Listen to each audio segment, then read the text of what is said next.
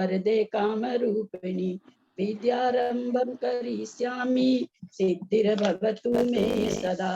तो आसन जिनवानी माता की जय। श्री गोमटसर जीव कांड जी की जय। नेमीचंद आचार्य की जय। टीकाकर्ता श्री रतन चंद्र जी मुख्तार जी की जय। अढ़ाई दीप में विराजमान सभी आचार्य उपाध्याय सर्व साधु के चरणों में नमोस्तु नमोस्तु नमोस्तु। सभी आरिका माता जी के चरणों में बंदामी बंदामी बंदामी। सभी छुल्लक छुल्लिका इलक के चरणों में इच्छामी इच्छामी इच्छामी। सभी प्रतिमाधारी के चरणों में, ग्रुप में विराजमान अंजना जी के चरणों में वंदना वंदना वंदना। पूज्य बाबू जी, पूज्य नेमीचंद भाई साहब, उमराव भाभी और भी जो पूज्य जन है, सबका सादर चरण स्पर्श, सभी से सादर जय जिनेन्द्र। हम लोग नेमीचंद आचार्य जी के द्वारा रचित गोमटसार जीव कांड का अध्ययन कर रहे हैं। अध्ययन करते हुए हम लोग पहली क्या नाम है सो 20 मार्गना में पहली 20 प्ररूपना में पहली प्ररूपना गुण स्थान में वो आज हम शुरू करेंगे। उसके पहले गुण स्थानों का सामान्य से वर्णन हुआ है। अब गुण स्थान का वापस पहले गुण स्थान से गुण स्थान का वर्णन चलेगा। सिद्धम सुद्धम प्रणमीय जिनिंदवर नेमि चंद्रमकलंकम गुणरयन भूषणुदयम जीवस्य परुवणम पोच्छम। पेज नंबर 18, गाथा नंबर 15।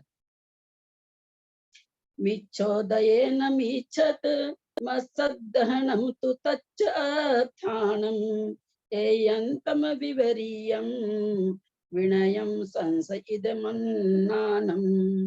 मिच्छोदयेन मिच्छत मत्सद्दहनं तु तच्च अर्थानम् एयन्तं विवरीयं विनयं संशयिदमन्नानं।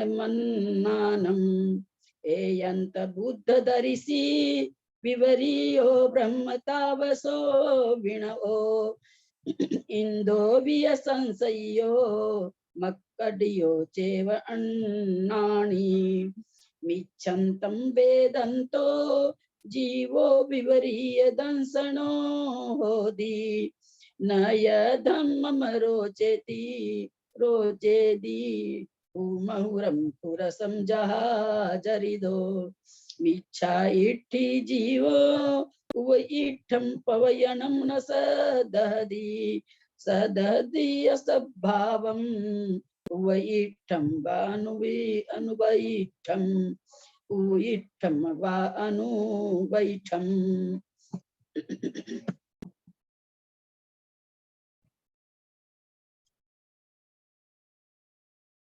सुमन जैन जयपुर 15 नंबर गाथा उच्चारण करें। हाँ। विजया जी ढोलिया 16 नंबर की गाथा करें। प्रदीप जैन के नाम से कौन है 17 नंबर गाथा करें। सुमति देवी जी 18 नंबर की गाथा करें।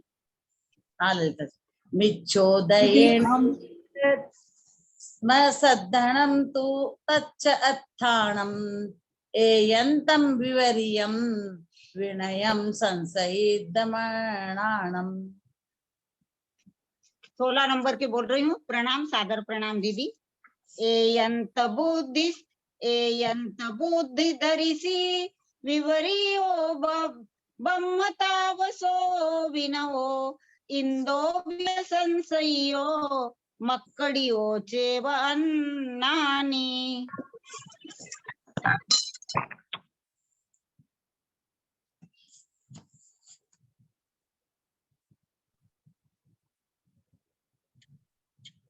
बोले प्रदीप जैन के पास कोई नहीं है क्या? मैं बाहर हूँ जी। मैं ललिता जी मैं बोल रहा हूँ दिल्ली से। अच्छा। मैं आवा में हूँ, सुन पाऊंगा सर।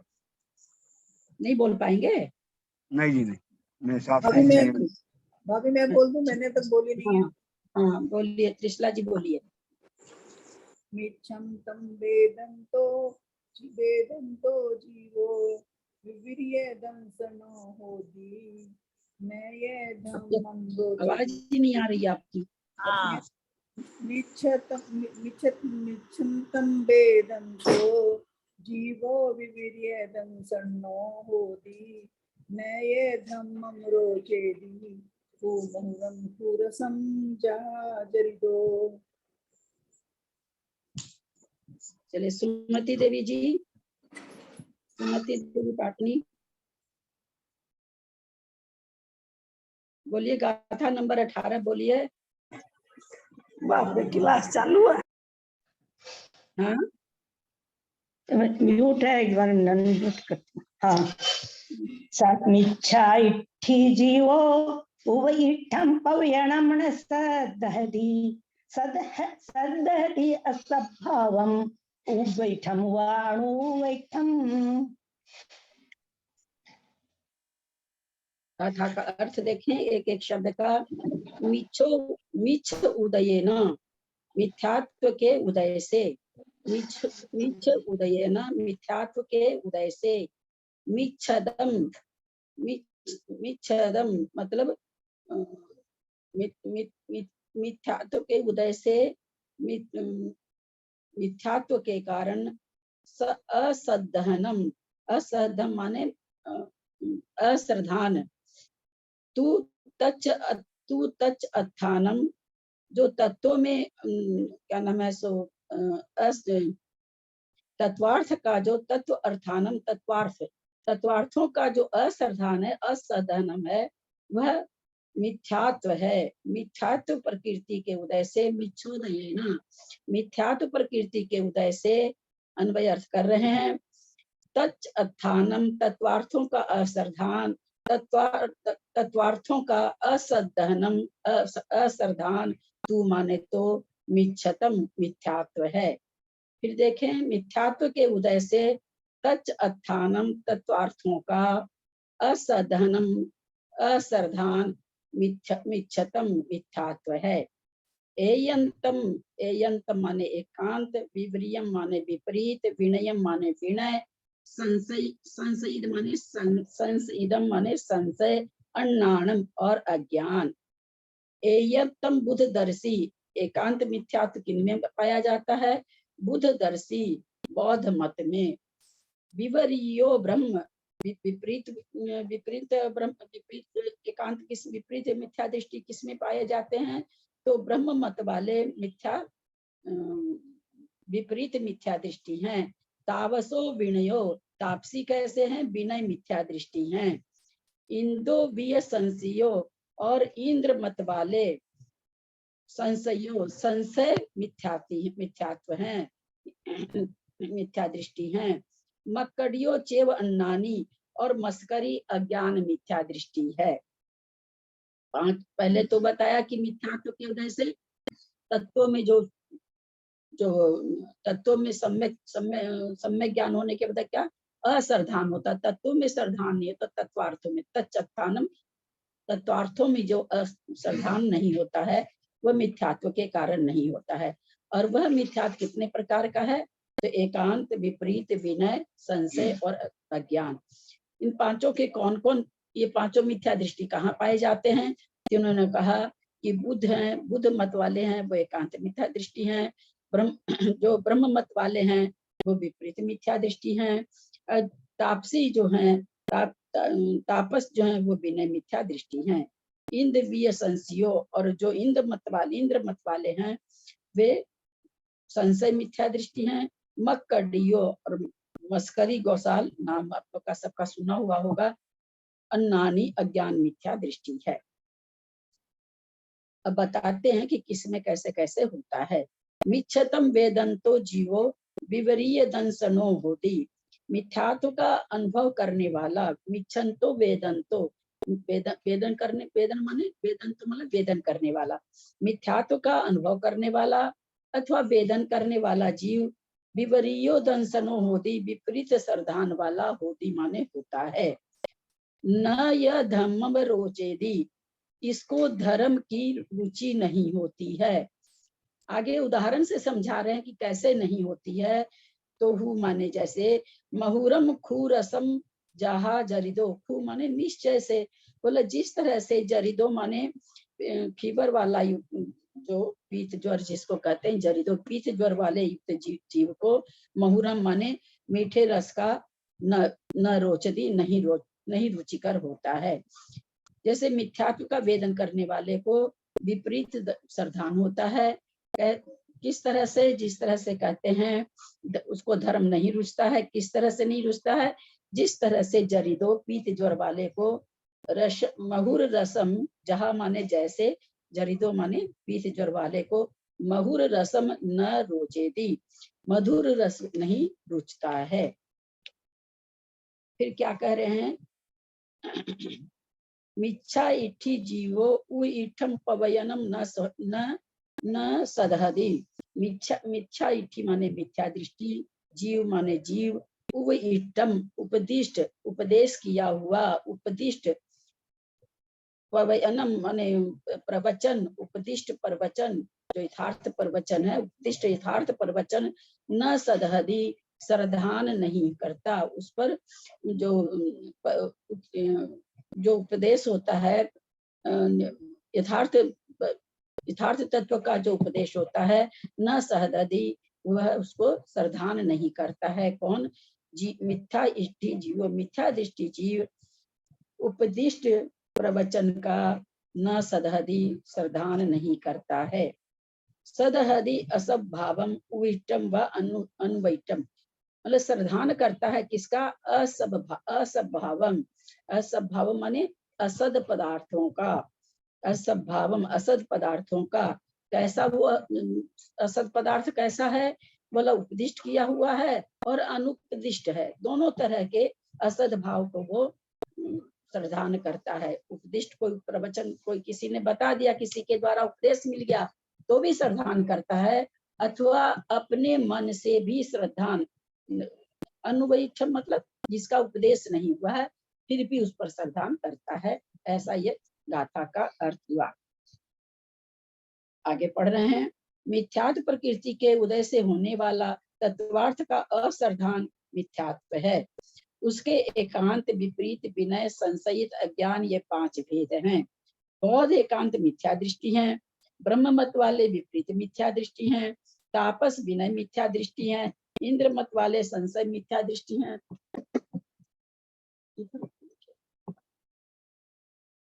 मस्करी अज्ञान मिथ्या दृष्टि, मस्करी अज्ञान मिथ्या दृष्टि है। मिथ्यात्व का अनुभव करने वाला जीव विपरीत श्रद्धान वाला होता है। जैसे पीत ज्वर से युक्त जीव को मधुर रस भी रुचिकर नहीं होता, वैसे ही मिथ्या दृष्टि जीव को यथार्थ धर्म रुचिकर नहीं होता। मिथ्या दृष्टि जीव नियम से उपदिष्ट यथार्थ प्रवचन का तो श्रद्धान नहीं करता, किंतु उपदिष्ट या अनुपदिष्ट असद भाव, असद पदार्थों का श्रद्धान करता है। मिथ्या दृष्टि जीव उपदेश, यथार्थ प्रवचन का उपदेश हो रहा है उसका तो श्रद्धान नहीं करता, परंतु जो अतत्व है, असद भाव है, वो किसी ने उपदेश किया तो भी, नहीं उपदेश किया तो भी उसका श्रद्धान करता है। विशेषार्थ, दर्शन मोहनी कर्म की मिथ्यात्व प्रकृति के उदय से मिथ्यात्व भाव होता है। मिथ्यात्व प्रकृति के उदय के बिना मिथ्यात्व भाव उत्पन्न नहीं हो सकता, क्योंकि मिथ्यात्व विभाव भाव है, अशुद्ध भाव है। दूसरे द्रव्य के बिना विभाव या अशुद्धता नहीं आ सकती। जो अशुद्धता आती है अथवा जो विभावपना आता है, आत्मा के परिणामों में विभावपना दूसरे ही द्रव्य के कारण आता है, स्वयं आत्मा में कोई भी विभावपना नहीं है। आगे कुंदाचार्य ने समय सार में भी कहा है, जब फलीय मणि शुद्धो न स्वयं परिणमैरायमायिम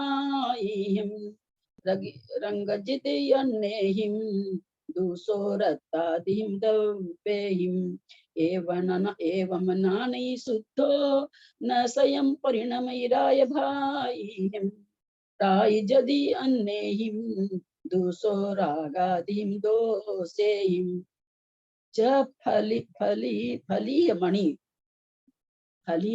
स्फटिक मणि, जैसे स्फटिक मणि शुद्धो, शुद्ध है, स्फटिक मणि में कोई भी दाग वाग नहीं है, कोई भी कलर नहीं है, न शुद्धो न स्वयं परिणमी राय मायिम, वह ललाई रंग में जो परिणमन करती है, स्वयं माने स्वयं नहीं परिणमती है, जो स्फटिक मणि है कहते हैं वो तो शुद्ध ही है, और जो उसमें ललाईपन आ रहा है वह रंग स्वरूप से स्वयं तो नहीं परिणमती है। रंगी यदि अन्य माने किसी अन्य के द्वारा ही उसमें जो रंग आ रहा है, जो ललाई आ रही है, किसी दूसरे के कारण आ रही है। सो रत्ता देहिम दब्बेहिम, किसी अन्य द्रव्य के दूसो रत्ता दिहिम दब्बेहिम, इसी अन्य द्रव्य के लाल रंग के कारण उसमें लाल रंग आ रहा है। अन्य ही दब्बेहिम रत्ता दिहिम, अन्य द्रव्य की लाली के कारण रंग यदि वो लाल दिखाई देती है। कौन स्फटिक मणि। एवं नाणी शुद्धो न स्वयं परिणमी राय भाई, उसी तरह से ज्ञानी अथवा आत्मा शुद्धो है, शुद्ध है, न स्वयं से राय भाई राग रूप परिणमन नहीं करती है। राय यदि अन्यहिम दूसो राय की दोषेहिम, जो राग रूप से परिणमन जो कर रही है, राय यदि माने राग रूप परिणमन कर रही है। रागादिहिम दोषेहिम अन्यहिम रागादिहिम दोषिम, अन्य के राग के दोष के कारण आत्मा जो विभाव रूप परिणमन कर रही है अथवा राग देश रूप परिणमन कर रही है। तो यहाँ कह रहे हैं समय सार में कुंदाचार्य की वो दूसरे के कारण कर रही है, विभाव के कारण अथवा कर्मोदय के कारण कर रही है। ठीक उसी तरह जैसे स्फटिक मणि अपने स्वयं में शुद्ध है, पर उसके सामने जब कोई लाल फूल रख देते हैं तो लाल दिखाई देने लगती है। उसमें जो रंग आया, लाल रंग आया, तो कह रहे हैं दूसरे द्रव्य का लाल रंग से वो लाल हो गई। देखें इसका अर्थ देखते हैं। जिस प्रकार स्फटिक मणि स्वयं शुद्ध है, वह लालाई आदि रंग स्वरूप स्वयं तो नहीं परिणमती, किंतु दूसरे लाल आदि द्रव्यों से ललाई आदि रंग स्वरूप परिणमती है। इसी प्रकार ज्ञानी आत्मा आप शुद्ध है, वह रागादि भाव से स्वयं तो नहीं परिणमता, परंतु रागादि दोष युक्त अन्य द्रव्यों से मोहनीय कर्मोदय से रागादि रूप किया जाता है। अमृत चंद्राचार्य देव ने भी समय सार कलश में कहा है। ऊपर कुंदकुंदाचार्य की गाथा थी, नीचे अमृत चंद्राचार्य की गाथा है समय सार कलश से। देखते हम अर्थ कर पाते हैं कि नहीं, मेरा तो ये सब पढ़ा हुआ नहीं है। न जादू रागादि निमित्त, ये तो गाथा नहीं है। न जातु रागादि निमित्त भाव मातमनो याद यथार्थ कांतः, तस्मिन् निमित्तं परसंग एव वस्तु स्वभाव अयमुदेति तावत्। न जातु रागादि निमित्त भाव आत्मनो याति यथार्थ एकांतः। कहते हैं रागादि भाव का निमित्त आत्मनो न जातु, आत्मनो माने स्वयं से नहीं होता। आत्मनो का मतलब यहाँ स्वयं हो जाएगा। आत्मा स्वयं से न जातु नहीं होता है।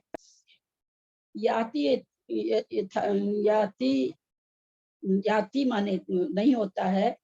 याति उसी प्रकार से, यथा माने उसी प्रकार से, अर्क कांत सूर्यकांत मणि याति माने होता है। आगे देते हैं दूसरी लाइन में, तस्मान निमित्तम परसंग एवं वस्तु स्वभावो अयम उदेति तावत। जैसे सूर्यकांत मणि लोग कहते हैं ना, अग्नि रूप परिणम आ जाती है। उसके नीचे शायद कोई शीशे के नीचे, सूर्य के सामने कोई शीशे के नीचे अगर कागज रख देते हैं तो वो कागज जल जाता है। ऐसा सुनने में आया है, करके तो नहीं देखा है।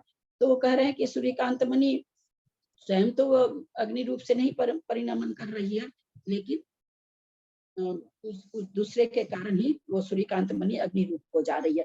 तो उसी तरह कहते हैं सूर्य का बिंब अग्नि होने में निमित्त है उसका।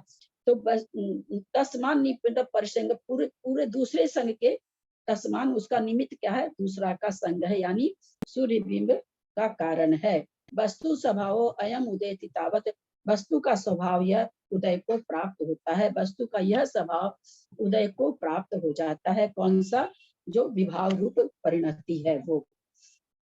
फिर समय सार से है, सम्मत पड़ी निबद्धम मिच्छतम जिनवरे परि कहियम तत्सोदये न जीवो मिच्छा मिच्छादिठितिदादब्बो। सम्मत पड़ी निविद्धम, सम्यक्त को निविद्धम माने रोकने वाली, सम्यक्त प्रकृति को रोकने वाला। मिच्छतम मिथ्यात्व कर्म है, मिथ्यात्व है। सम्मत पड़ी निबद्धम, सम्यक्त प्रकृति को निबद्धम माने रोकने वाला, मिच्छतम माने मिथ्यात है। जिन वरेहिम कहियम, ऐसा कौन कहा है? कुंद आचार्य कह रहे हैं, मैं नहीं कह रहा हूँ, जिन वरों ने कहा है। तसोदयन जीवो, उसके उदय से, जीवो माने जीव, मिथ्या दिठिति नादब्बो, मिथ्या दृष्टि हो जाता है, ऐसा जानना चाहिए। मिथ्या दृष्टि हो जाता है, उस मिथ्यात्व कर्मोदय से जीव मिथ्या दृष्टि हो जाता है। सम्यक्तस्य मोक्ष हेतु स्वभावस्य प्रतिबंधकम किल मिथ्यात्वम, मिथ्यात्वम तत्तु स्वयं कर्मेव तदुदयादेव ज्ञानस्य मिथ्या दृष्टिस्तम। अमृतचंद्राचार्य।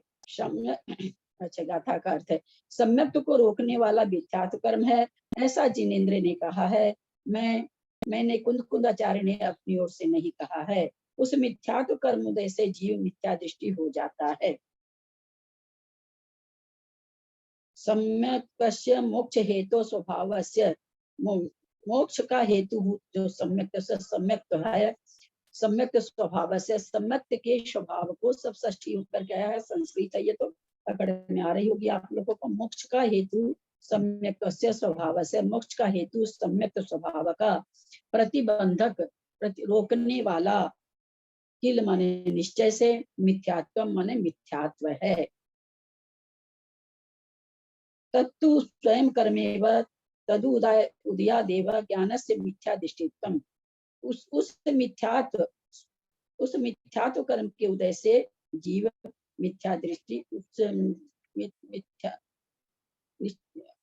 तत्तु स्वयं कर्मेव तदुदयादेव ज्ञानस्य मिथ्या दृष्टित्वम। और वह मिथ्यात्व कर्म ही के उदय से ही ज्ञानस्य मतलब यहाँ जीव आ जाएगा, जीव मिथ्यात्व हो जाता है, और उस मिथ्यात्व कर्म के उदय से ही जीव मिथ्या दृष्टि हो जाता है अथवा मिथ्यात्व होता है। जीव का यह मिथ्यात्व भाव एकांत, विपरीत, विनय, संशय और ज्ञान रूप 5 प्रकार का है। एकांत, प्रतिपक्षी की अपेक्षा रहित वस्तु द्रव्य का सदैव अर्थ सर्वथा एक रूप कहना व मानना एकांत मिथ्यात्व है। जैसे जीव सर्वथा अस्ति रूप ही है या सर्वथा नास्ति रूप ही है, सर्वथा नित्य ही है, सर्वथा क्षणिक ही है, सर्वथा नियति रूप मानना अथवा अनियति रूप मानना इत्यादि। पर समयानाम वैनम इच्छम तो खलु होदि सब्बा वैनम। पर मतों का वचन सर्वथा कहा जाने से मिथ्या है। क्या कहना चाह रहे हैं कि एकांत को मानना, या तो कहना भाई जीव तो कभी मरता ही नहीं है, या यह कहना जीव तो मरता है।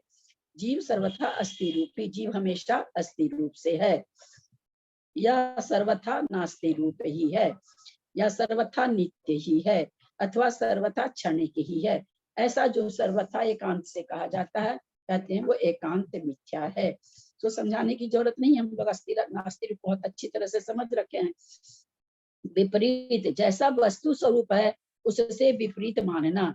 जैसे केवल ज्ञान के अविभाग प्रतिच्छेदों में हानि वृद्धि, केवली के कवलाहार, द्रव्य स्त्री मुक्ति इत्यादि मान्यताएं विपरीत मिथ्यात्व है। बाबूजी आए हैं क्या? इसमें बाबूजी जिस समय हम लोग समय सार पहले पढ़ रहे थे तो याद होगा एक बार पंडित जी ने शंका उठाई थी कि केवल ज्ञान के अविभाग प्रतिच्छेदों में भी लाभ हानि, सद्गुण हानि वृद्धि हो रही है क्या? तो उस पर आया था कि यहाँ होती है, ऐसा कुछ आया था। आज लिखा हुआ एकदम साफ मिल गया, केवल ज्ञान के अविभाग प्रतिच्छेदों में हानि वृद्धि मानना विपरीत है। हम लोग सभी जानते हैं जीव का जो अगुरु लघु गुण है उसके कारण हानि वृद्धि होती है, सद्गुणी हानि वृद्धि। केवल ज्ञान में हानि वृद्धि मानने से तो फिर केवल ज्ञान कभी कम कभी ज्यादा हो जाएगा, और ये चीज घट नहीं सकती। वैनयिक, मात्र विनय से ही मुक्ति मानना, जैसे मन वचन काय से सूर निरपति यति ज्ञानी वृद्ध बाल माता पिता इनकी विनय करने से ही मोक्ष की प्राप्ति हो जाएगी। संशय ऐसा है या नहीं, इनमें से किसी एक का निश्चय न करना, दोनों में ही डोलायमान रहना। जैसे स्वर्ग नरक आदि हैं या नहीं, सीप है या चांदी है, मनुष्य आदि जीव द्रव्य है या पुद्गल आदि अजीव द्रव्य है इत्यादि संशय मिथ्यात्व है। दो चीज में डोलना, दो नाव में है कि नहीं, ऐसा है कि नहीं।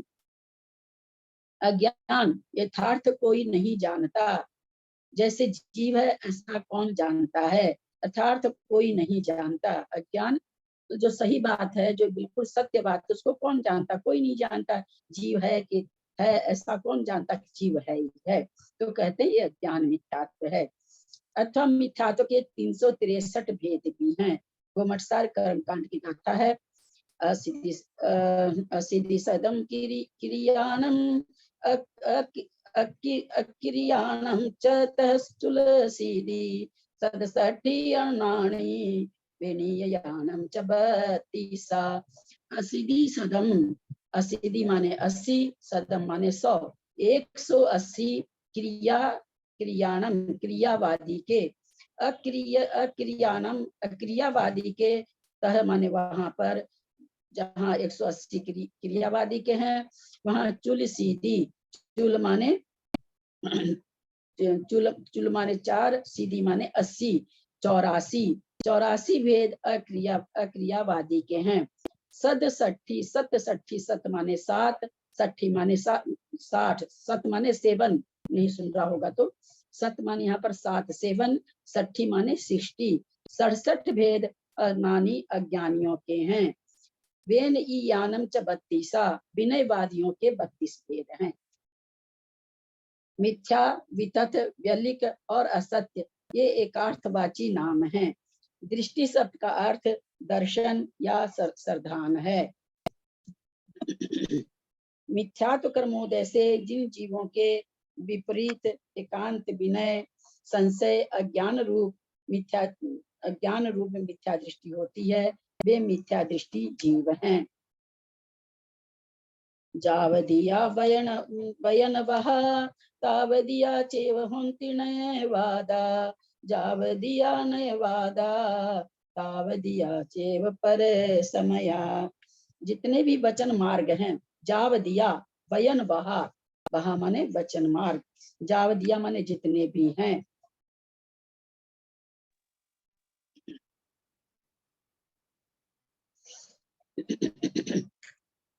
ताव दिया उतने, चेव होंती नयवादा, नय की दृष्टि से नयवाद कितने हो जाएंगे, तो जितने वचन मार्ग हैं उतने ही नयवाद हो जाएंगे। वचन मार्ग कितने हैं, जितने जीव हैं, वचन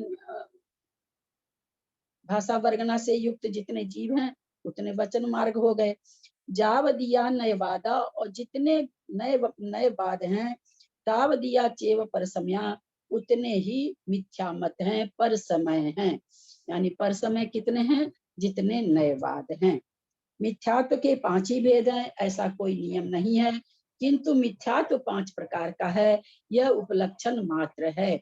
अथवा मिथ्या शब्द का अर्थ वितथ दृष्टि, वितथ या दृष्टि शब्द का अर्थ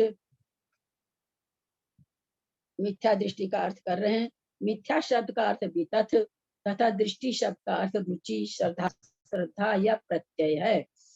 इसलिए जिन जीवों की रुचि वितथ होती है, उल्टी होती है, वे मिथ्या दृष्टि हैं।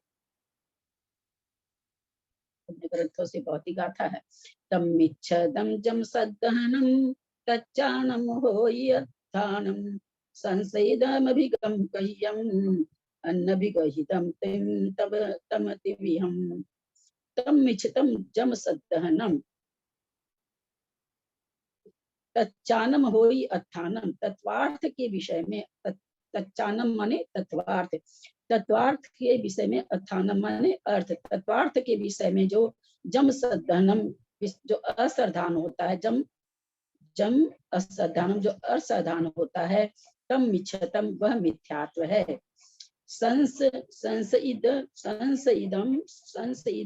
संसइदम अभिगह्यम, इसका संशयित अभिगह्य माने अभिगृहित, अनभिगहितम और अनभिगृहित, ये 3 भेद होते हैं। जो मिथ्यात्व के विषय में अश्रद्धान उत्पन्न होता है वह मिथ्यात्व है, और उसको संशयित, अभिगृहित, अनभिगृहित, ये 3 भेद भी हैं मतलब भाई 5 भेद भी हैं। जितने नए हैं उतने वचन मार्ग हैं, जितने नए हैं, जितने नए वाद हैं उतना पर समय है। 2 तरह से बताए, फिर तीसरी तरह से बताते हैं कि मिथ्यात्व अथवा मिथ्यात्व 3 तरह का भी है।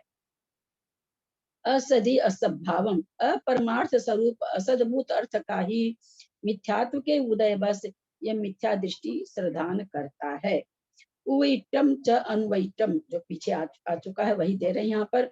उपदिष्ट या अनुपदिष्ट दुर्मार्ग का ही दर्शन मोह के उदय से मिथ्या दृष्टि श्रद्धान करता है।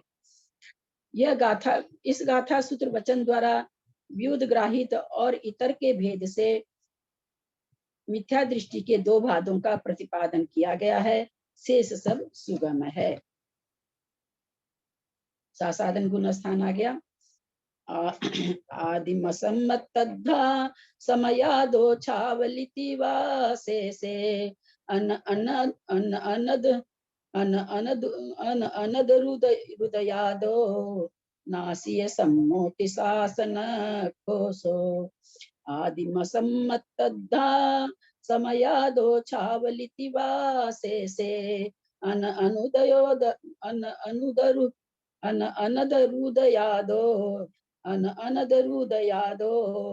नासिय सम्मोति शासन कोसो। सम्मतरयन पवय सिहरादो मिच्छ भूमि समभिमुहो। नासिय सम्मतो सो शासन नाम मुने यज्ञो।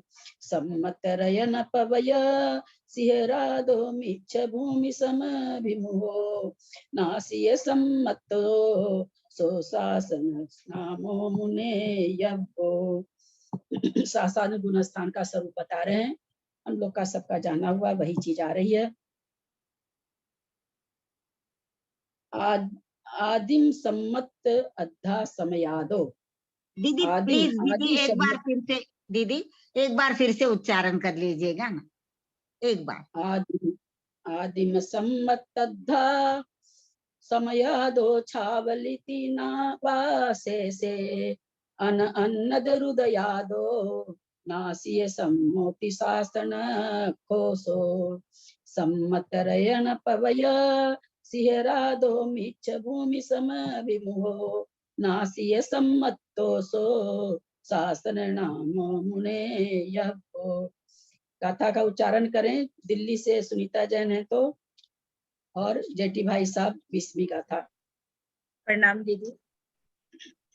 आदि आदि आदिम सम्मतद्धा समयादो छावलिति से अनदरुदयादो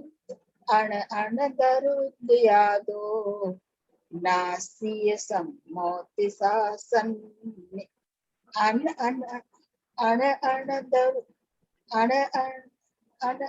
अनदरुदयादो नासिय सम्मोति शासन कोसो। जेठी भाई साहब करेंगे। जेठी भाई साहब एक ही गाथा। जेठी भाई साहब आप करिए। यही गाथा, अगली गाथा ना। 20वीं। समत्तरयण पौवय सिहरादो मिच्छ भूमि समभिमुहो। नासिय सम्मतो सो शासन नामो मुने यज्ञो।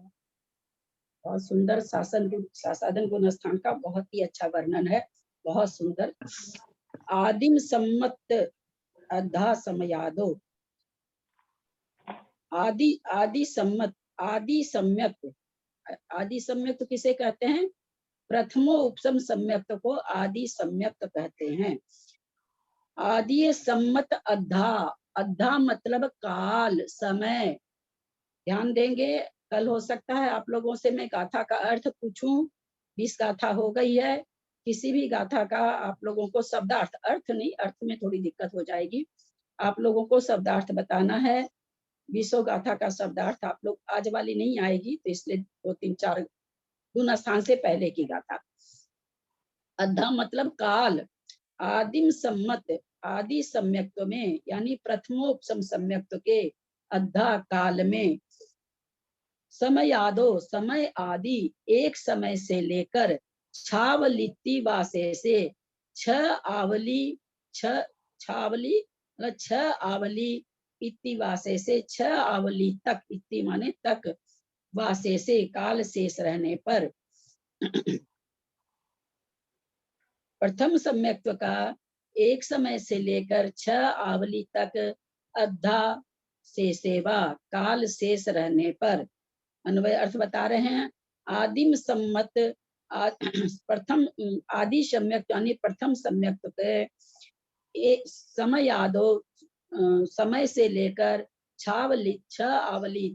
आवली तक अद्धा काल व शेष रहने पर अनदह उदयादो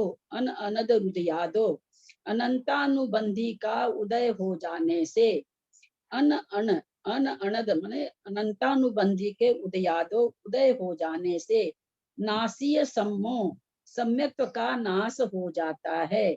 नासीय सम्मो सम्यक्त्व का नाश हो जाता है। ती शासनो खोसो उसका नाम सासाधन गुण स्थान है। अखो माने संज्ञा, नाम, शासन, अखो माने शासन गुण स्थान है। सो माने वह, शासन अखो शासन साधन गुण स्थान है। पुनः एक बार शब्दार्थ देखेंगे। आदिम सम्मत आदि प्रथम सम्यक, आदि माने शुरू का, प्रथमो सम्यक अथवा आदि सम्यक के में समय आदि छावलिति एक समय से लेकर के 6 आवली इति माने तक अद्धा से काल शेष रहने पर अनदो अनंतानुबंधी के उदय होने से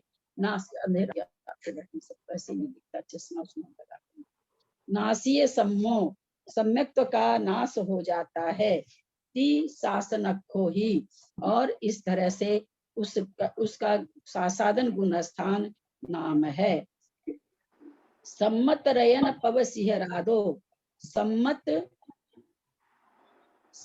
रयन पव सिहरादो, सम्यक्त दर्शन रूपी रयन पवय रतन पर्वत से, रतन गिरी के शिखर, रतन गिरी के सिहरादो शिखर से, सम्यक्त दर्शन रूपी रतन पर्वत के शिखर से, सम्मत रयन माने रत्न, पवय माने पर्वत, सिहरादो माने शिखर से, सम्यक्त दर्शन रूपी रत्नमय शिखर से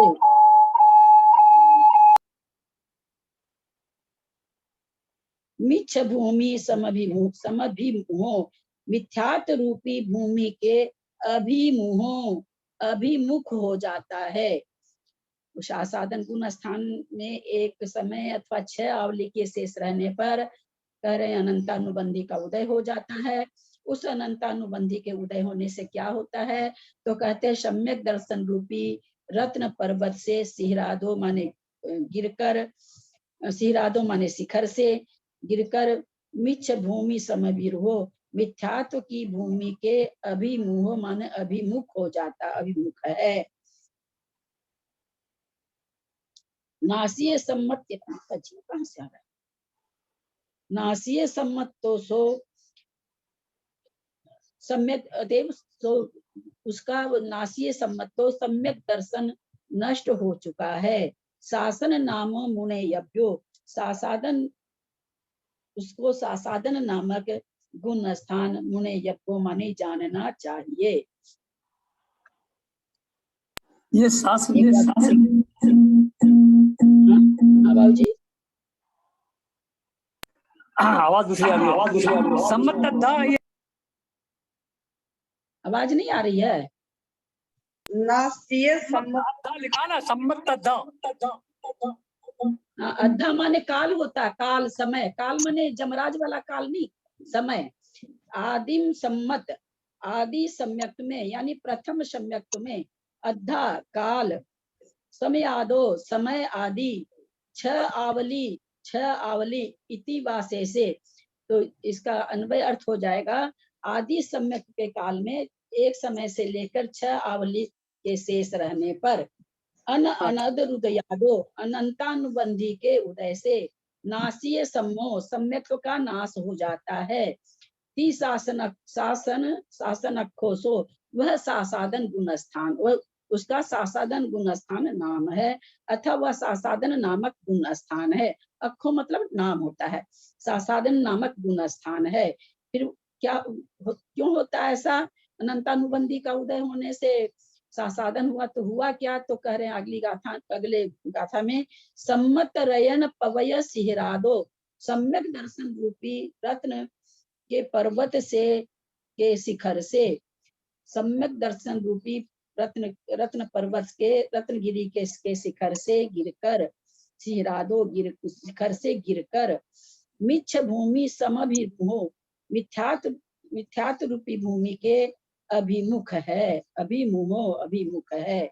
नासीय सम्मतोसो उसका सम्यक तो नाश हो जाने से नष्ट हो चुका है, नासीय सम्मतो उसका सम्यक तो नष्ट हो चुका है। शासन नामो मुनय्यप्यो उसको सासादन नामक गुणस्थान जानना चाहिए। ठीक है, आगे चलें। नहीं दीदी, एक मिनट दीदी, जो 19 नंबर की गाथा है ना, उसमें अन्न द रुद यादो, इसका संधि विच्छेद या कुछ कैसा होगा? अनंतानुबंधी के उदय हो जाने से अथवा अनंतानुबंधी कसाय के उदय हो जाने से, यानी इसको ऐसा पढ़ेंगे क्या?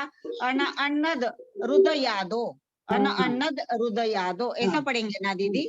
जी जी जी, आया समझ में दीदी। आदि सम्यक प्रथमोप सम्यक के काल में एक समय से लेकर छह आवली तक काल शेष रहने पर अन्यतर अनंतानुबंधी कसाय का उदय हो जाने से सम्यक्त्व का नाश हो जाता है, वह सासादन नामक गुणस्थान है। अन्यतर, अन्यतर का मतलब यहाँ पर, अन्यतर का मतलब यहाँ पर क्रोध मान माया लोभ में से किसी भी कसाय के उदय हो जाने से, क्रोध अनंतानुबंधी का उदय आ जाने से, अथवा क्रोध मान अनंतानुबंधी के उदय आ जाने से, अथवा माया अनंतानुबंधी के उदय आ जाने से, अथवा लोभ अनंतानुबंधी के उदय आ जाने से, अन्यतर, अन्यतर माने कोई भी अनंतानुबंधी कसाय के उदय के आ जाने से सम्यक्त्व का नाश हो जाता है, वह सासादन नामक गुणस्थान है। सम्यक दर्शन रूपी रत्नगिरी के शिखर से गिरकर मिथ्यात्व रूपी भूमि के अभिमुख है, अतएव सम्यक दर्शन नष्ट हो चुका है, उसको सासादन नामक गुणस्थान जानना चाहिए। हमारे सबकी ये बातें जानी हुई थी, इतनी सुंदर गाथा आई। अन्यतर से हम लोग कभी इस तरह से कभी बोलने में नहीं बोला गया, खाली यही बोला जाता अनंतानुबंधी के उदय से। यहाँ पर एक अन्यतर शब्द बहुत अच्छा आया। अन्यतर से मतलब कि वे अनंतानुबंधी उदय में आई, तो कौन सी उदय में आई? तो कह रहे कोई भी आ सकती, क्रोध मान माया लोभ में से कोई भी एक अनंतानुबंधी के उदय आ जाने से और ये सासादन गुणस्थान बन जाता है। सम्यक्त्व की विराधना करना यह सासादन का अर्थ है। शंका सासादन किस निमित्त से होता है? समाधान सासादन परिणामों के निमित्त से होता है, परंतु वह परिणाम निष्कारण नहीं होता, क्योंकि वह अनंतानुबंधी के तीव्र उदय से होता है। जो ऐसा जो परिणाम होता है, कहते भाई सासादन परिणाम से होता है, वो परिणाम ऐसे ही हो जाता है क्या? तो कहते नहीं, वो जो परिणाम होता है वो अनंतानुबंधी कसाय के उदय होने से होता है। सम्यक दर्शन से विमुख होकर जो अनंतानुबंधी के तीव्र उदय से उत्पन्न हुआ तीव्रतर संक्लेश रूप दूषित मिथ्यात्व के अनुकूल परिणाम होता है, वह सासादन है। जयधौला जी में आया है, अलग अलग ग्रंथों में अलग अलग तरह से आचार्यों ने व्याख्या की है, परिभाषा दी है। तो जयधौला में क्या परिभाषा आई है? सम्यक दर्शन से विमुख होकर जो अनंतानुबंधी के तीव्र उदय से उत्पन्न हुआ तीव्रतर संक्लेश रूप दूषित मिथ्यात्व के अनुकूल उसका परिणाम हो रहा है, तो कहते हैं वह सासादन है। शंका सासादन गुण स्थान वाला जीव मिथ्यात्व कर्मोदय के अभाव से मिथ्या दृष्टि नहीं है। शंका सासादन गुण स्थान वाला जीव मिथ्यात्व कर्मोदय के अभाव में मिथ्या दृष्टि नहीं है। समीचीन रुचि के अभाव होने से सम्यक दृष्टि भी नहीं है। इन दोनों को विषय करने वाली सम्यक मिथ्यात्व रुचि का अभाव होने से सम्यक मिथ्या दृष्टि भी नहीं है। इसके अतिरिक्त अन्य कोई चौथी दृष्टि है नहीं, क्योंकि समीचीन असमीचीन तथा उभय रूप दृष्टि के आलंबन भूत वस्तु के अतिरिक्त दूसरी वस्तु नहीं पाई जाती। इसलिए सासाधन गुणस्थान असत रूप है। शंका क्या कर रहे हैं कि सासाधन गुणस्थान की तो व्युत्पत्ति ही नहीं है ही नहीं, उसका अस्तित्व ही नहीं है। क्यों नहीं है? तो ये कहते तीन ही तरह के परिणाम पाए जाते हैं, या तो समीचीन या असमीचीन या दोनों मिले हुए, तीन ही तरह के परिणाम पाए जाते हैं। तो वहां सम्यक का तो उदय है नहीं, और मिथ्यात्व का भी अभी उदय नहीं आया। मिथ्यात्व के अभिमुख हुआ वो, असम्यक तो से गिर चुका है। तो इस तरह से उसको सम्यक मिथ्यात्व भी नहीं है कि भाई मिश्र कह दें, और सम्यक भी नहीं है, सम्यक से छूट चुका है। मिथ्या दृष्टि भी नहीं है, क्योंकि मिथ्यात्व को प्राप्त नहीं किया। क्या सुंदर हेतु शंका कितनी अच्छी तरह से उठाए हैं। देखिए, सासाधन गुण स्थान वाला का सम्यक तो छूट गया है, पर सम्यक रूपी पर्वत से गिर चुका है, और मिथ्यात्व की भूमि को भी उसने छुआ नहीं है, तो मिथ्या दृष्टि बना नहीं। अब कहते हैं कि ये दोनों हुआ नहीं।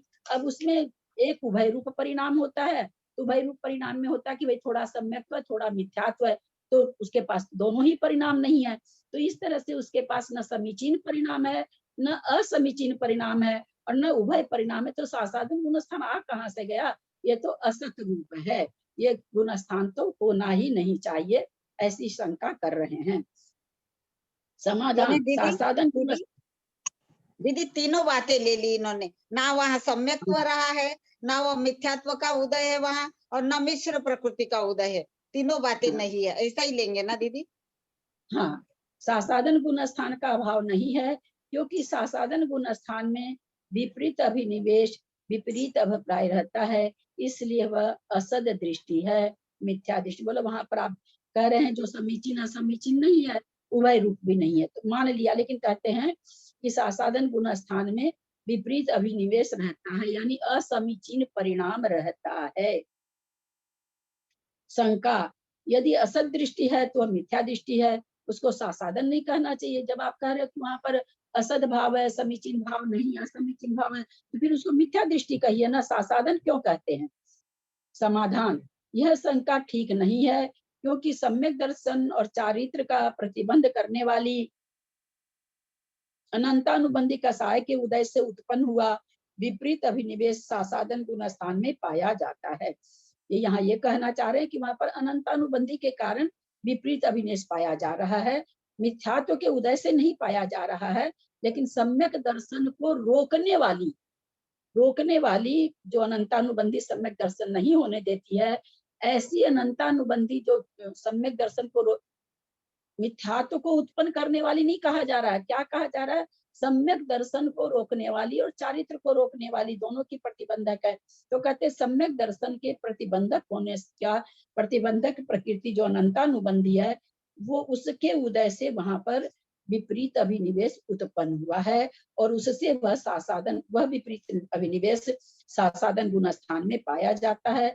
अतः द्वितीय गुण स्थानवर्ती जीव मिथ्या दृष्टि है, किंतु मिथ्यात्व कर्मोदय से उत्पन्न हुआ विपरीत अभिनिवेश वहां नहीं पाया जाता। अनंतानुबंधी और मिथ्यात्व सहचारणी है, तो इसलिए अनंतानुबंधी के उदय से उसको विपरीत अभिनिवेश तो कहा जाएगा, लेकिन उसको मिथ्या दृष्टि नहीं कह सकते, क्योंकि वहां पर मिथ्यात्व का उदय नहीं आया है, परंतु सासाधन सम्यक दृष्टि कहा गया है। मिथ्या दृष्टि संज्ञा क्यों नहीं दी गई? शंका, समाधान, मिथ्या दृष्टि संज्ञा नहीं दी गई क्योंकि सासाधन को स्वतंत्र कहने से अनंतानुबंधी प्रकृतियों का द्विस्वभावता कथन सिद्ध हो जाता है। भले इसलिए मिथ्यात्व नहीं कहे कि हम अनंतानुबंधी का जो दो स्वभाव है, सम्यक को घातना और चारित्र को घातना, ये दोनों उसका जो स्वभाव है, ये दोनों स्वभाव इससे प्रकट हो जाता है कि यद्यपि मिथ्यात्व का उदय नहीं आया, फिर भी अनंतानुबंधी चारित्र को ही नहीं घातती है, बल्कि सम्यक को भी घातती है। मिथ्या दृष्टि न होने पर भी जीव विपरीत अभिनिवेश में आ गया, अनंतानुबंधी के कारण ये स्वभाव बताना सिद्ध हो जाता है इसलिए उसको मिथ्या दृष्टि संज्ञा नहीं दी गई। दर्शन मोही कर्म के उदय, उपशम, क्षय और क्षय उपशम से सासाधन रूप परिणाम उत्पन्न नहीं होता, इसलिए सासाधन को मिथ्या दृष्टि, सम्यक दृष्टि अथवा सम्यक मिथ्या दृष्टि नहीं कहा गया, क्योंकि यहाँ दर्शन मोहनी का मिथ्यात्व प्रकृति का न तो उदय है, न उपशम है, न क्षय है, न क्षय उपशम है। जिस अनंतानुबंधी के उदय से द्वितीय गुण स्थान में जो विपरीत अभिनिवेश होता है वह अनंतानुबंधी दर्शन मोहनी का भेद न होकर चारित्र का आवरण करने से चारित्र मोहनी का भेद है। इसलिए द्वितीय गुण स्थान को मिथ्या दृष्टि न कहकर सासाधन सम्यक दृष्टि कहा गया है। समझ में आई होगी बात? आगे चलते हैं। शंका, अनंतानुबंधी आदि यदि सम्यक और चारित्र दोनों के प्रतिबंधक है तो उसे उभय रूप दर्शन चारित्र मोहनीय संज्ञा देना न्याय संगत है। बोला फिर उसको चारित्र में क्यों ले रहे हैं कि चारित्र मोहनी की प्रकृति है, फिर इसको उभय रूप प्रकृति बोलिए अनंतानुबंधी को। तो कहते हैं यह आरोप ठीक नहीं है, क्योंकि यह तो इष्ट ही है। फिर भी सूत्र में यहाँ पर थोड़ा सा सही कर लेंगे, जिनके पास है, आप लोगों ने किया भी होगा। फिर भी परमागम में जो लिखा हुआ है वो हटा करके परमागम में मुख्य को हटाना है। सूत्र में विवक्षित नए, सूत्र में विवक्षित नए, आप लोग पेज सब ठीक करते जाएंगे, मेरी सबसे प्रार्थना है। क्योंकि बहुत ही देखिए परमागम में मुख्य और सूत्र में विवक्षित नए दोनों एक जगह मिलते हैं क्या? थोड़ा भी आपस में नहीं मिल रहे हैं तो कितना विवेचन गलत हो जाता है। फिर भी सूत्र में विवक्षित नए की अपेक्षा इस प्रकार का उपदेश नहीं दिया गया, किंतु उसे चारित्र मोहनी कहा गया। बोला आरोप ठीक नहीं है आपका, क्योंकि ये तो इष्ट ही है कि वो दर्शन सम्यक भी नहीं होने देती, चारित्र भी नहीं होने देती, परंतु जो विवक्षित नए वगैरह है उसमें ऐसा उपदेश नहीं दिया गया है। इसको चारित्र मोहनी की प्रकृति ही कही गई है। ये चारों ही अनंतानुबंधी कसाय सम्यक और चारित्र के विरोधक है, क्योंकि ये सम्यक और चारित्र इन दोनों को घातने वाली दो प्रकार की शक्ति से संयुक्त है। अनंतानुबंधी कहते हैं दो प्रकार की इसमें शक्तियां हैं, ये सम्यक को भी घात करती है और चारित्र का भी घात करती है। इस तरह से इसमें दोनों तरह की शक्ति है। शंका, यह कैसे जाना जाता है? गुरु के उपदेश से, युक्ति से जाना जाता है। अनंतानुबंधी कसायों की शक्ति दो प्रकार की होती है। कैसे जाने? बोला गुरु के उपदेश से जाने। अनंतानुबंधी कसायों की शक्ति दो प्रकार की है, इस विषय में क्या युक्ति है? हम लोग पूरा धवल जी वगैरह सब इसमें पढ़ लेंगे। देखिए आगे धवल की गाथा आ रही है। सम्यक और चारित्र इन दोनों का घात करने वाली ये अनंतानुबंधी क्रोधादिक न तो दर्शन मोहनीय स्वरूप माने जा सकते हैं, क्योंकि सम्यक प्रकृति मिथ्यात्व प्रकृति और सम्यक मिथ्यात्व प्रकृति के द्वारा ही आवरण किए जाने वाले सम्यक दर्शन के आवरण करने में इनके फल का अभाव है। क्योंकि अनंतानुबंधी का और न अनंतानुबंधी को चारित्र मोहनी स्वरूप भी माना जा सकता है, क्योंकि अप्रत्याख्यान वर्णादि कसायों के द्वारा आवरण किए हुए चारित्र के आवरण करने में इनके फल का अभाव है। क्या कहना चाह रहे हैं कि भाई अनंतानुबंधी से कोई चारित्र का भी घात नहीं होता। चारित्र का घात किससे हो रहा? क्योंकि चार गुण स्थान तक तो चारित्र है ही नहीं, तो आगे का चारित्र का घात कौन कर रही है? प्रत्याख्याना वर्ण ये सब कर रही है, तो उसमें भी इसका फल नहीं है, चारित्र के घातने में भी इसका फल नहीं है। और देखा जाए तो सम्यक दर्शन, सम्यक प्रकृति, सम्यक मिथ्यात्व प्रकृति आदि में भी इसका कोई फल नहीं है उसमें।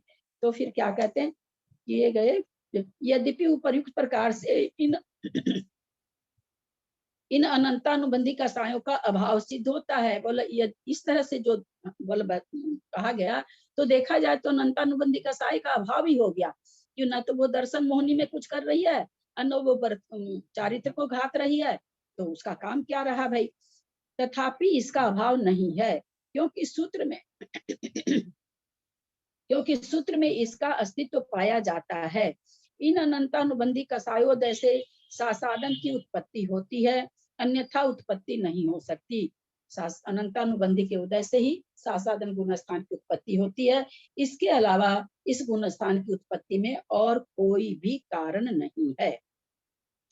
इससे अनंतानुबंधी की दर्शन मोहिनीता, चारित्र मोहिनीता सिद्ध होती है।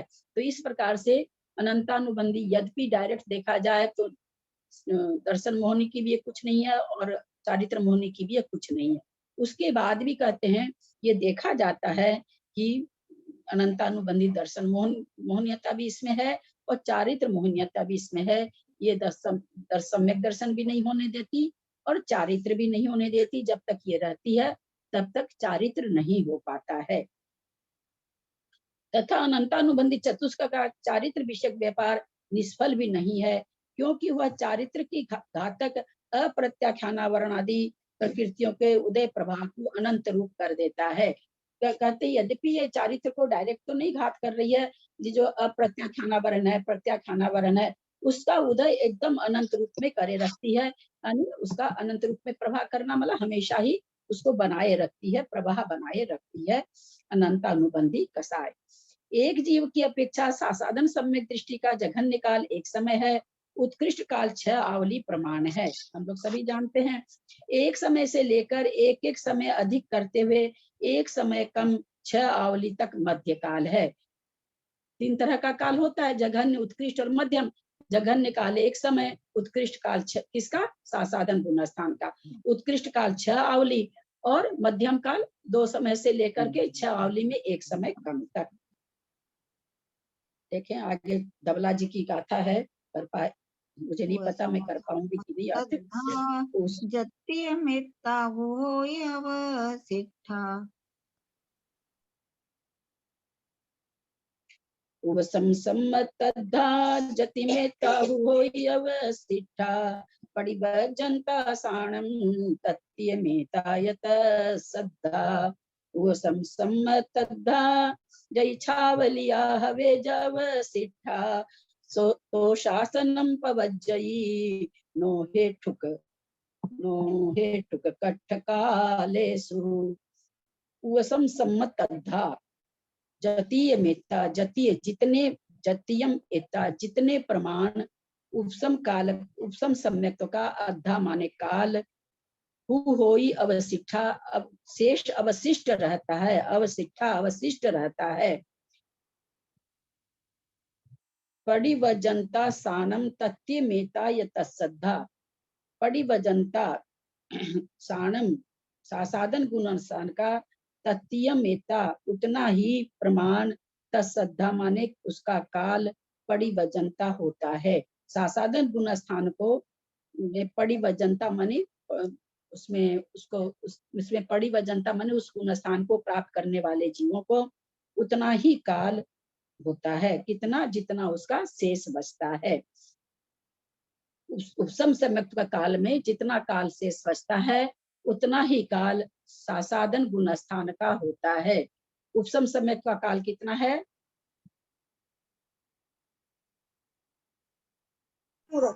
एक अंतर मुहूर्त। हाँ, एक अंतर मुहूर्त।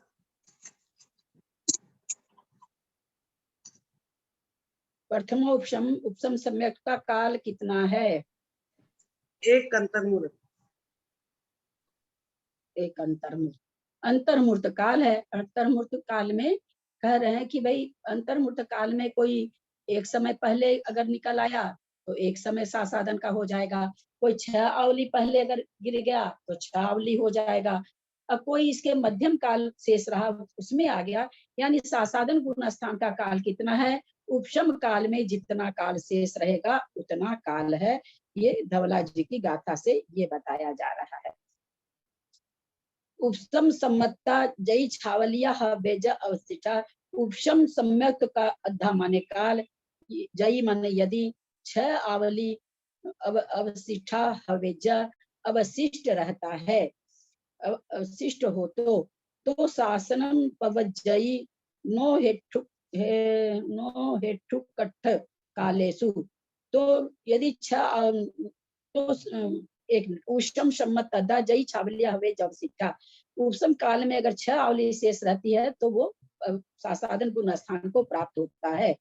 तो शासन पवज्जयी, तो शासन सासाधन गुणस्थान को प्राप्त हो जाता है। नो हेठुक कट्ठ कालेसु।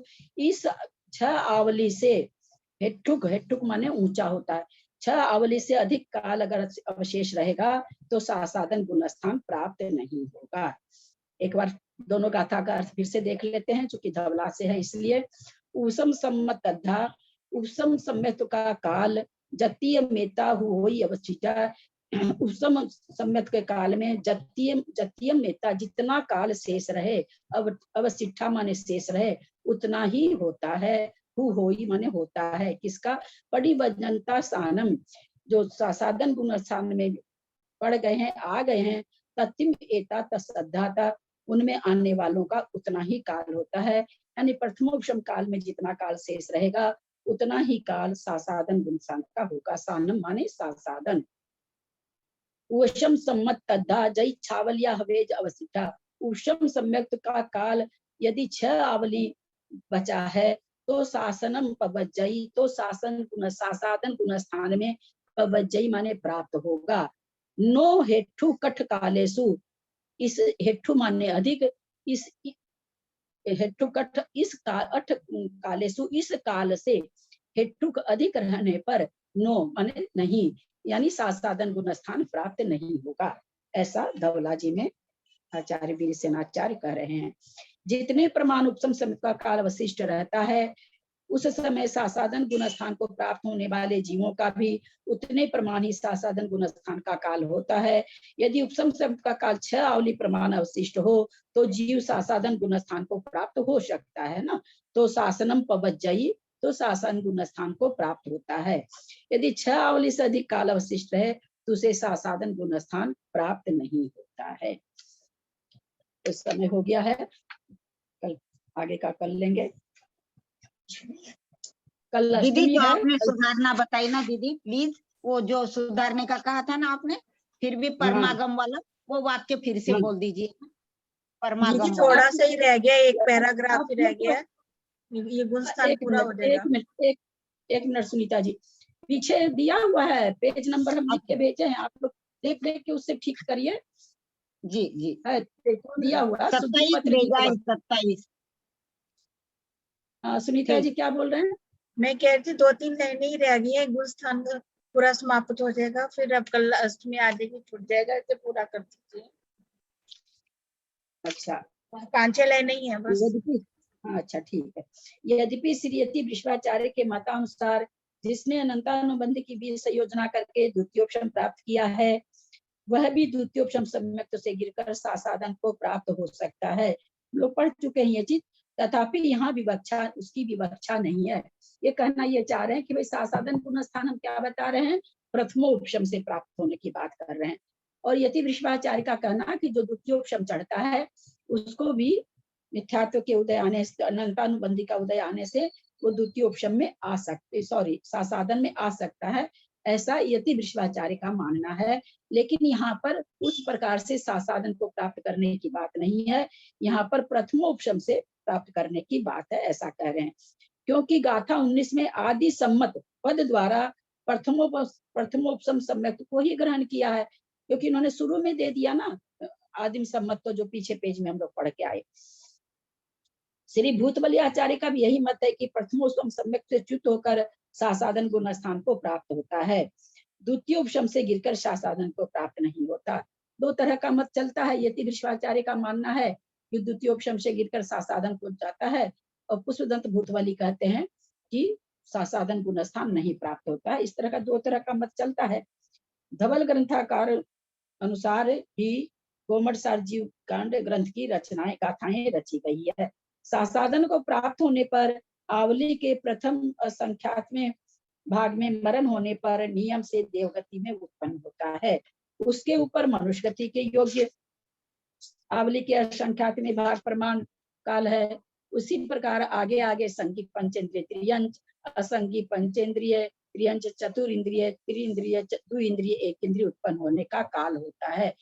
सासादन गुण स्थान में 6 आवली प्रमाण पहले आ गया, और पहली 6 आवली में आते ही आयु का बंध किया, मरण हो गया, देव में चला जाएगा। फिर नहीं, उसका असंख्यात भाग बीत गया, फिर उसके बाद मरण किया तो देवगति में भी जा सकता, मनुष्य गति में। अरे नरक गति तो ये लिखना ही भूल गए, नरक गति कैसे नहीं लिखे, मिसप्रिंट हो गया क्या? नरक गति में नहीं जाएगा। सम्यक दृष्टि जीव नरक नहीं जाएगा दीदी। दूसरे उन बहुत सामने सुंदर। मरा हुआ जीव नियम से नरक में नहीं जाता। क्योंकि साधन से नरक में प्रवेश नहीं है। हाँ, बहुत सुंदर। सासाधन गुण स्थान के साथ नरक गति में कोई नहीं जा सकता। नरक गत्यानुपूर्वी सासाधन गुण स्थान में उदय को प्राप्त नहीं होती। बहुत अच्छा। तो कह रहे असंख्यात काल बीत गया तो मनुष्य आयु में जाने लायक हो जाता है।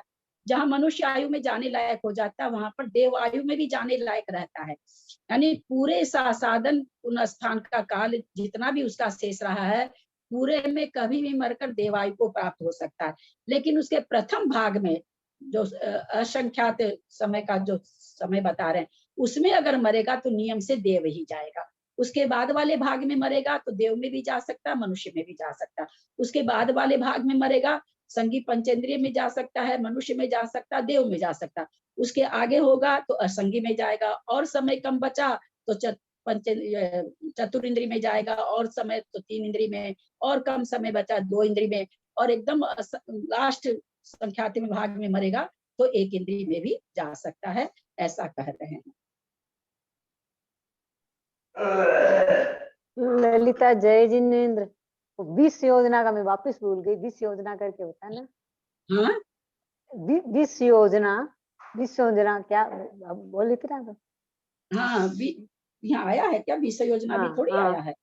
ऐसा ही नहीं आया, आया, ऐसा ही नहीं कुछ आया है। अभी 3-4 लाइन योजना तो पहले आया। अभी 20 योजना की बात नहीं आई है, इन्होंने की नहीं है। मेरे समझ में फर्क होगा। होता है ना। अभी 20 योजना चौथा गुण स्थान आएगा तो करेंगे, अभी नहीं करेंगे। इसमें कुछ पहले बोली थी आप, कुछ बोली थी। हाँ कल तो अपने बोले थे वो, लेकिन अभी नहीं आज तो अभी आया पहले 5 मिनट पहले बोले थे।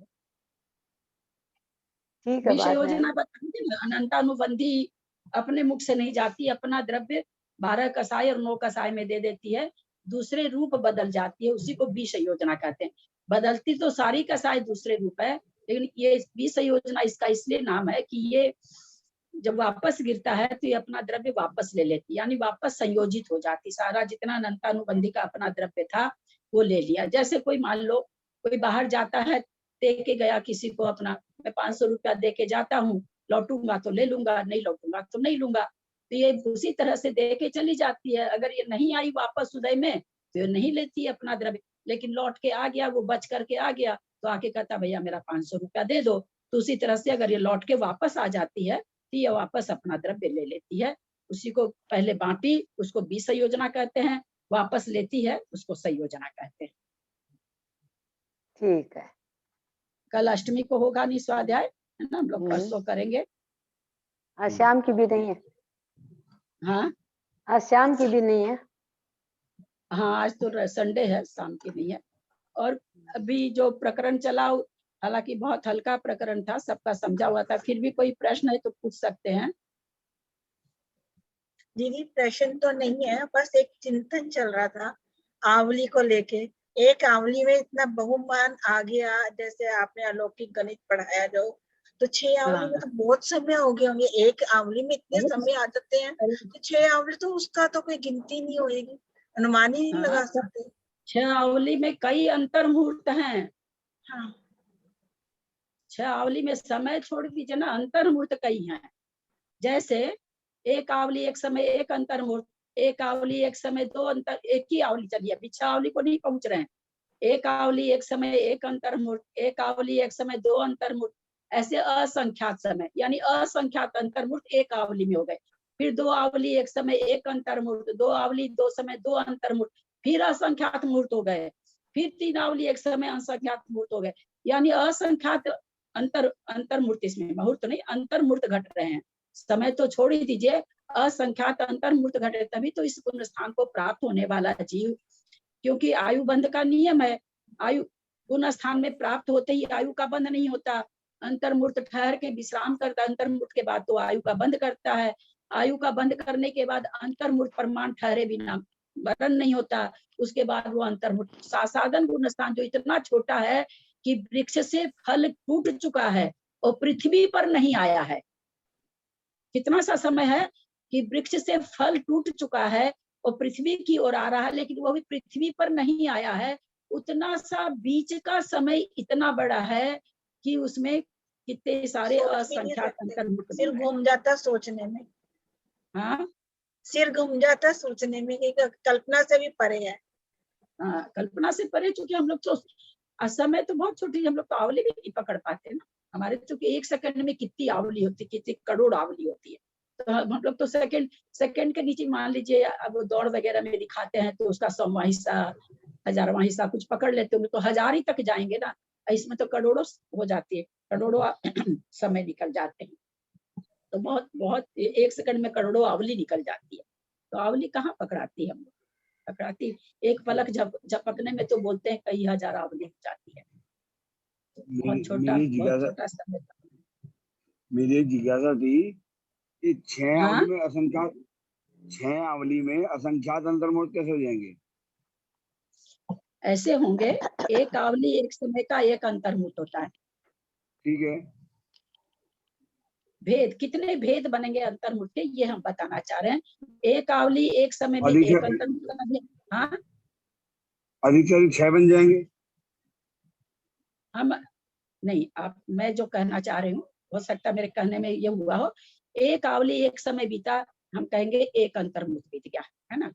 अब एक जगन्य। अंतर्मुख बीत गया, अब एक आवली 2 समय हुआ तो वो भी एक अंतर्मुख हुआ ना। फिर एक आवली 3 समय हुआ तो वो भी एक अंतर्मुख हुआ, क्योंकि एक आवली एक समय होते ही हमने कह दिया भैया एक अंतर्मुख, हम तो ठहर गए, अब हम और नहीं ठहरेंगे। फिर एक आवली 2 समय हुआ तो कोई मान लीजिए वहां पर खड़ा, भैया मेरा भी अंतर्मुख हो चुका, मैं भी जागता हूँ। तो मेरे कहने का इतने विकल्प हो जाते हैं उसके, क्योंकि समय असंख्यात है एक आवली में। तो एक आवली एक समय, एक आवली 2 समय, एक आवली 3 समय, एक आवली 100 समय, एक आवली 1000 समय, एक आवली लाख समय, ऐसे करते करते इतने विकल्प उसमें हो जाते हैं। कोई जीव एक आवली एक समय में मरा, कोई जीव एक आवली 2 समय में मरा, कोई जीव एक आवली में 3 समय में मरा। तो ये सारे विकल्प हो गए, क्या नाम है, सो अंतर्मुख के विकल्प है, सब अंतर्मुख, लेकिन ये अंतर्मुख के विकल्प हो गए। जैसे आपके पास 1000 रुपया है तो 1000 रुपया तो 100 के कितने विकल्प उसमें होंगे, 100 विकल्प होंगे ना, नहीं सॉरी 10 विकल्प होंगे ना। अगर 1000 रुपया है तो आपको भाई 100 के कितनी जगह 100 हुए, तो भाई 10 जगह हुए, यानी 100 के 10 विकल्प हो गए। उसी तरह से आवली में अंतर्मुख के कितने विकल्प हो सकते हैं, तो असंख्यात विकल्प हो सकते हैं। नहीं, हमें 100 के 10 विकल्प लिए, तो यहाँ पे तो हमने दूसरे 100 रुपए के पहले रुपए में डाले नहीं, ठीक है ना। तो मान लो एक आवली पूरा होता है और एक समय हो गया, 1000 एक आवली एक समय जगन्य अंतर्मुहूर्त हो गया। हाँ ठीक है, फिर अगला अंतर्मुहूर्त लगाएंगे, हाँ उसे ठीक, आगे से लगाएंगे तो उसे पहले से क्यों लगाएंगे? नहीं नहीं, पहले से ऐसे आप जैसे कोई वहां पे जीव है, बहुत सारे जीव है साधन गुणस्थान में। एक जीव है जो एक समय एक आवली एक समय मरा, दूसरा जीव है एक आवली 2 समय में मरा तो दोनों अंतर्मुहूर्त में ही ना, वो भी अंतर्मुहूर्त में मरा, वो भी अंतर्मुहूर्त में, दोनों के अंतर्मुहूर्त में अंतर है ना। बिल्कुल बिल्कुल। हाँ, तो वो विकल्प हम पकड़ाना चाह रहे हैं कि एक आवली में विकल्प कितने बन सकते हैं। जैसे 1000 रुपया में 100 के भी कितने बन सकते हैं, अथवा एक के नोट कितने बन सकते हैं, तो भैया 1000 बन सकते हैं।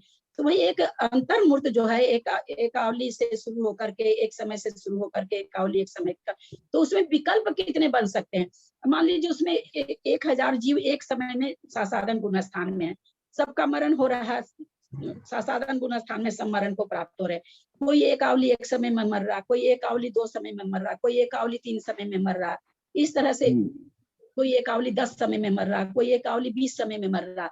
तो सब मरे तो सब अंतर्मुहूर्त में ना, लेकिन सबके विकल्प अलग अलग है ना। और सबका मरण क्या कहला रहा है, अंतर्मुहूर्त में। तो इतने विकल्प बन जाएंगे, जैसे 1 घंटा में 60 मिनट, तो हम जब 60 मिनट से किसी चीज का वर्णन करेंगे तो 60 विकल्प बन जाएंगे, वो हम यहाँ कहना चाह रहे हैं।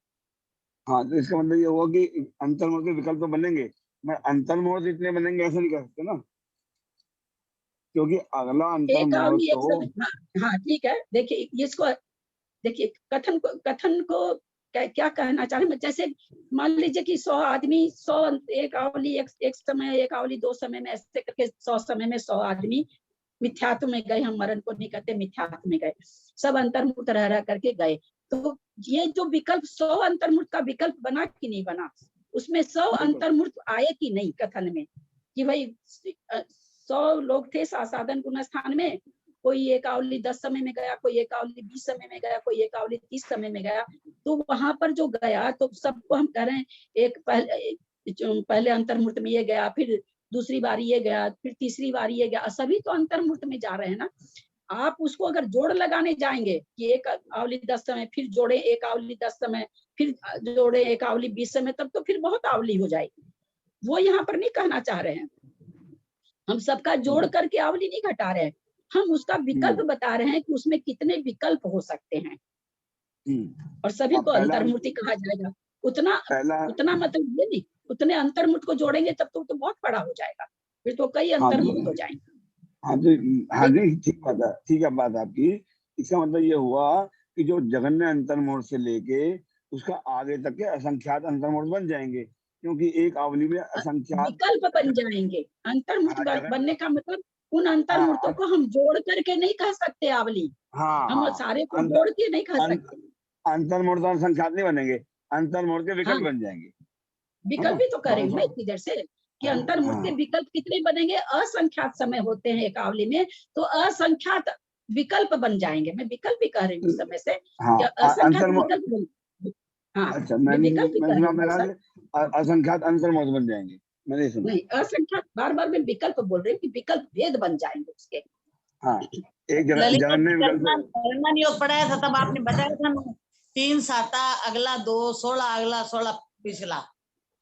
वो तो आवली में कितने ये होते हैं समय, वो बताया था। हाँ, एक अंतर्मूर्त में कितनी आवली होती है वो बताए थे। हाँ, वो तो जगन्य युक्त असंख्यात समय होते हैं एक आवली में, उसके पीछे बताओ।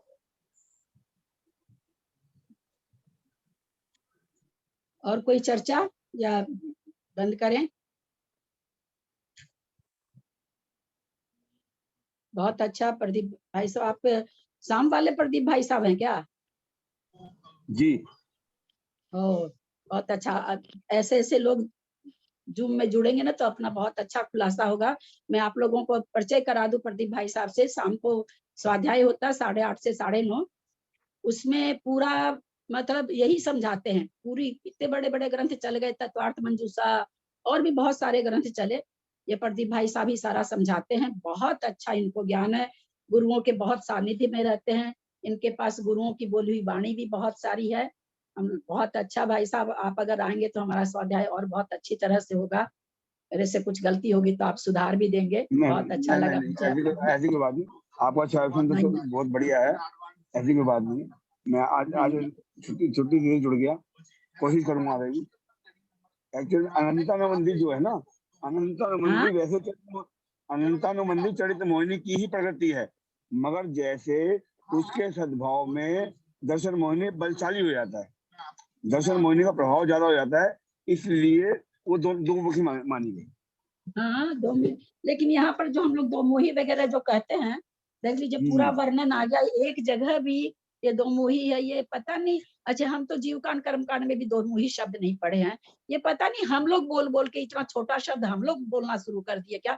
देख लीजिए पूरा आ गया, कहीं पर भी उन्होंने ऐसा नहीं लिखा कि ये दो मोही है, कहीं पर भी, क्योंकि ये शब्द इतने छोटे हैं, बहुत छोटे शब्द हैं, तो वास्तव में ग्रंथों में अच्छे नहीं लगते। पूरा वर्णन आ गया अनंतानुबंधी का, पर उन्होंने कहीं भी नहीं लिखा दो मोही है। जिज्ञासा समाधान में ऐसा आया है वैसे, मगर ये है कि जो प्रभाव पड़ा है दर्शन मोहिनी के उदय में, अनंतानुबंधी के उदय में दर्शन मोहिनी का प्रभाव अलग ही होता है, इसलिए वो वहां पे कारण मानी गई। हाँ, ठीक बात है। जैसे इसका उदाहरण देते हैं, जैसे कि कोई पहलवान आदमी था, वो बच्चे क्रिकेट खेल रहे थे, कहीं लोगों ने उनको भगा दिया। अब उन्होंने पहलवान को लेके आ गया, कुर्सी पे बैठा दिया। अब पहलवान क्या कर रहा है, लड़ नहीं रहा, मगर उसके बैठने से अब कोई बच्चे को भगाएगा नहीं। अब मिथ्यात दर्शन अनंतानुबंधी के साथ है, तो मिथ्यात का प्रभाव अलग ही है, प्रभाव ज्यादा है, इसलिए वो मिथ्यात दर्शन मोहिनी का कारण है। हाँ, ठीक बात है, वो तो है। हाँ, अच्छा, पहलवान है ना, पहलवान बैठा हुआ है, ना लड़ रहा ना कुछ कह रहा, मगर उसके बैठने से बच्चों को नहीं भगा रहे, जो बच्चे खेल रहे हैं उसके बच्चे हैं, तो वो अनंतानुबंधी कार्य कर रही है।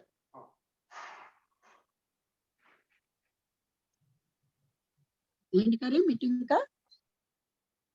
जी अच्छा जिनवानी स्तुति नहीं भैया।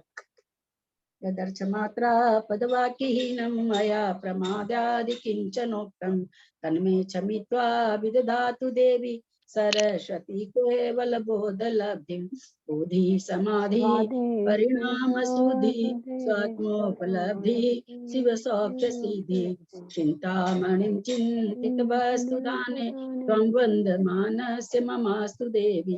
जावाणी के ज्ञान पे सुजे लोकालोक सोवाणी मस्तक चढ़ो सदा दे तुम लोग। हे जिनवानी भारती तो ही जब दिन रहे जो तेरा शरणा गए सो पावे सो जय। देव बजू अरहंत को गुरु से हो निर्ग्रंथ दया धर्म पालू सदा यही मोक्ष पावन। दासन जिनवानी माता की जय। 9 बार नमोकार।